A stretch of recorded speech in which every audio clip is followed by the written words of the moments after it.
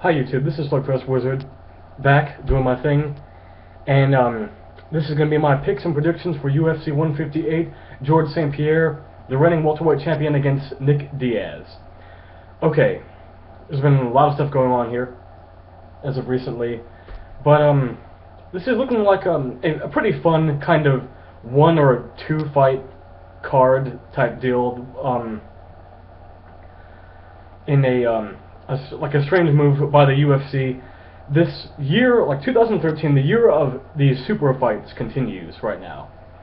Like it was Frank Edgar versus Jose Aldo first, and we're gonna get like Cain Velasquez versus Bigfoot 2. Although that's not really a super fight, but they're gonna go on and on this year. And this is basically a fight that fans want to see. You know, the biggest star of the sport of mixed martial arts, George St. Pierre, is going to try to defend his title for, let me see. God, he's like held the welterweight belt since, August of 2007. 2, 3, 4, 5, 6, 7, 8, 9, 10, like a 10-fight winning streak. You know, he beat Jake Shields, had that long layoff, and then he beat Carlos Condit by decision. The Jake Shields fight was terrible. The Carlos Condit fight that he had was much better.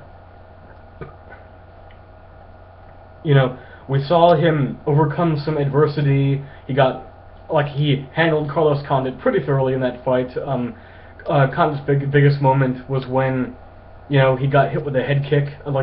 When he hit George St. Pierre with a head kick in the third round, and then looked like he almost could have gotten a TKO stoppage, but then George St. Pierre was able to quickly recover and take the fight back to him in the most competitive fight that George St. Pierre has had in a long time.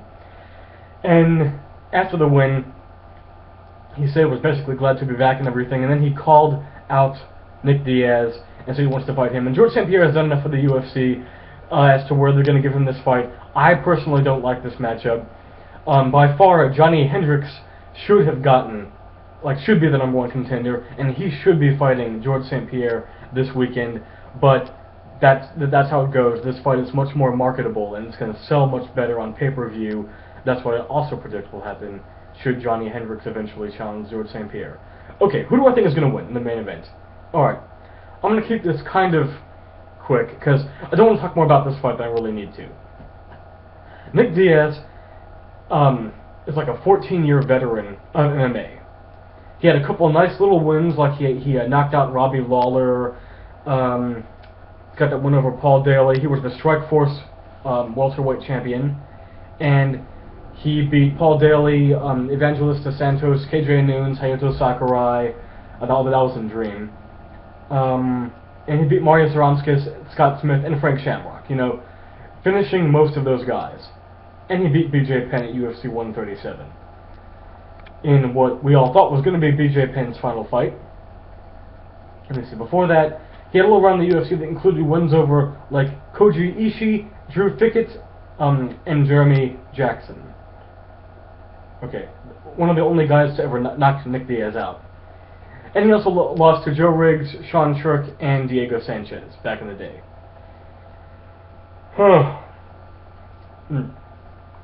Well, like what Nick Diaz is all about, I don't see Nick Diaz, when he goes out there in the center of the cage and he starts trash talking and doing all that stuff, and he starts saying all that kind of ridiculous, nonsensical garbage that, he's going to try to get into George St. Pierre's head, because as great as a fighter George St. Pierre is, we'll talk about that in a second. But for Nick Diaz right now, he's going to go out there and he's going to do that, and he's going to say, what homie, come on, and then he's going to throw those little pitter-patter, mosquito bite type punches that don't do a ton of damage, but they add up and they wear you down over long periods of time. Frank Shamrock found that out. Nick Diaz is going to try to do that, and George St. Pierre, he might throw like a Superman punch here and there, or a spinning back kick, or that front lead leg roundhouse kick, and then or he'll just might string together a couple of great jabs like he did against Josh Koscheck. But that can only get him so far in the stand-up fight. Ugh. I feel really tired for some reason. You know, long work day. Okay, George St. Pierre is just going to use what striking he has to set up takedowns. And then the minute that Nick Diaz shows an opening, he's gonna take him down, and he's gonna got you. He's gonna hold on him, and then he's gonna throw shots to the ribs, and he's gonna elbow the head, and he's gonna do that over and over again. And Nick Diaz, he might try for a couple of submissions, like he might try for an armbar, or a triangle choke, but that's just gonna give George St. Pierre all the time he needs to jump to side control or to mount. But Nick Diaz is durable enough and tough enough, and he's got the gas enough, I think, to go 5 rounds. So George St. Pierre, this is all just about his conditioning and his cardio and his great wrestling, and for how much of a one-sided beatdown he's gonna, put on Nick Diaz and where he wants this fight to go. And I do believe that at the end of 5 rounds, George St. Pierre is going to be able to beat Nick Diaz. He's going to win a majority decision, and some fans will complain about how he still has an inability to finish fights. An inability to finish fights. Whereas Nick Diaz will go on to say some more crazy stuff like he gets paid too much but not enough at the press conference, and he's going to say that, George St. Pierre gets his nose powdered backstage while I'm a real fighter. It's probably not going to be the most exciting fight to watch. It's probably going to be frustrating at times, and, the crowd might boo, but they're in Canada, so they probably won't, because GSP is the hero. But nevertheless, I have GSP winning and continuing his long unbeaten streak, and his dominance as the welterweight king. Okay, co-main event, Carlos Condit versus Johnny Hendricks. Short and simple. Carlos Condit has never been knocked out in a UFC fight. Condit, the former interim champion, has also a lot of little fancy strikes and tools and stuff, so I think he has more variation on the feet than a guy like Johnny Hendricks.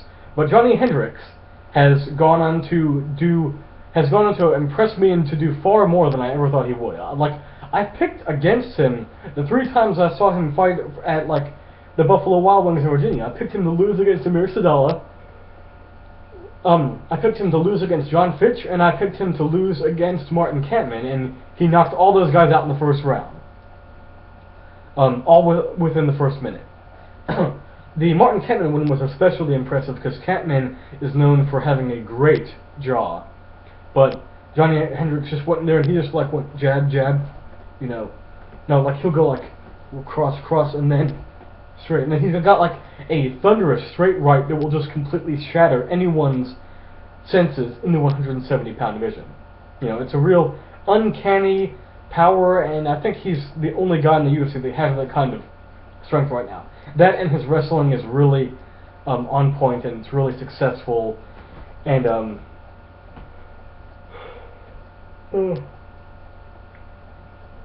it'll allow him to do a lot against Carlos Condit, a guy who still allows himself to get taken down very easily and out-muscled very easily.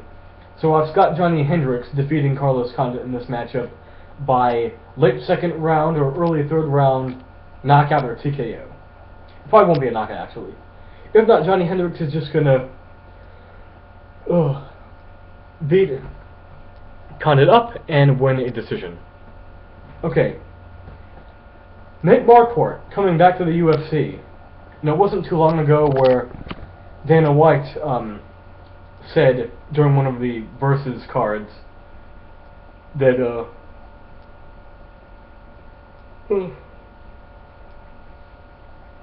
that he was disgusted with Nate Marquardt and that Nate the Great would never fight in the UFC again. But Nate Marquardt went on to win the Strikeforce middleweight belt. It was the welterweight belt. He knocked out Tyrone Woodley, and then he lost, surprisingly, to Tariq Saffiedine. Yeah, Tariq Saffiedine. At the last ever Strikeforce event ever. Yeah, he beat the world welterweight champion. He's fighting Nate Marquardt. He really needs to put things together, and to get his head in the right game. And to just not go out there and kind of have a mental lapse. Jake Ellenberger kind of does that too. He starts off very well, he starts off very strong and all that stuff. But Jake Ellenberger I think he's the better conditioned athlete right here. I think he's the more powerful striker, and he can really get into Nate Marquardt's head. And I think he's going to be able to win a decision over him, and in a fight that probably will not win fight of the night. So in the middleweight contest we have Nick Ring and Chris Camozzi. This is going to be kind of interesting. I don't care for Nick Ring that much, but Chris Camozzi, I think he's actually on a good win streak. Yeah. He beat Dustin Jacoby, Nick Catone, and Luis Cane.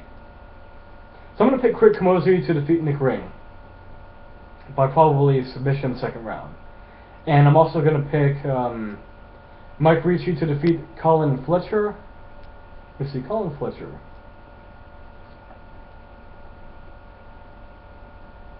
Yeah. How much time do we have? Let's see. Using the webcam right here. Okay.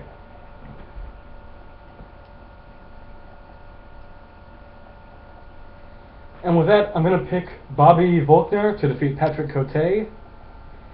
Patrick Cote, man. You've been, like, the UFC keeps giving you opportunities to shine, man. You've got to put some stuff together. I hope you win, man. But you've got, like, a pretty weird losing record. Yet you're still, they're still keeping you around. And I'm going to pick Darren Elkins to defeat Antonio Camarillo. Dan Miller to defeat Jordan Main. John McDessie to defeat Darren Cruikshank. Let me look at his record. He's on a nice, like, 5-fight win streak. And I'm going to pick Rick Story to defeat Quinn Mulhern. Although Rick Story could feasibly lose that one. He's been kind of inconsistent, like when he fights guys like Charlie Brenneman. Alright, I'm going to pick EC Tomorrow to defeat TJ Dillashaw. And this one's going to be close, but I'm going to pick George Roop to defeat Ruben Duran. You know, I listened to George Roop on the Sure Dog Radio Network. He really wants to get in there and beat up Ruben Duran. It was kind of creepy in a way, but George Roop, he surprised me before in the past. So, okay, that's good. I'm going to be there at the, well, I might not get it on on pay-per-view, but I'm figuring that stuff out with Comcast. Okay, and there we go. My last words is Ronda Rousey. Congratulations on a tremendously successful showing against Liz Carmouche. It looked a little scary there for a second. You almost got neck cranked, but in the end, you're winning a streak of 7 straight first round arm bars, and you being the first ever women's champion. You can do really great things for the UFC, and I'm really proud of what you have done. You know, I mean, that's, like, I'm proud of you and what you've been able to accomplish in this sport, coming from, you know, the troubled past and what you've had to go through to this point. So that's all I got to say for now. Rowdy Ronda Rousey, keep up the good work. And also, Anderson Silva, take out Chris Weidman. Peace out. And make it a great day, else.